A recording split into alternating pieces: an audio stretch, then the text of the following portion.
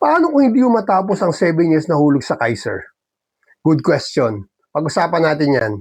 Real talk, life happens. Bumaba ang income mo, may emergency o bigla kang nawalan ng trabaho. Hindi ibig sabihin tapos na options mo. May 2 taon kang chance para ma-reinstate ang plan mo kung kailangan. Pero syempre, goal pa rin natin na tapusin ang 7 years para ma-maximize natin ang benefits. Kaya sa simula pa lang, piliin mo na yung kaya mong panindigan. Mas okay yung maliit pero tuloy-tuloy kaysa malaki pero hindi kaya. Ito ang tamang hakbang sa pag-build ng financial foundation mo. Kasama na ang long-term healthcare.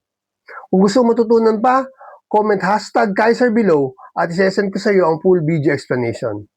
This is Ray Pastrana, your trusted IMG financial educator. Let's make smarter money decisions every day. Tara, simulan mo na ang plano and together we'll guide you to a richer and more secure life.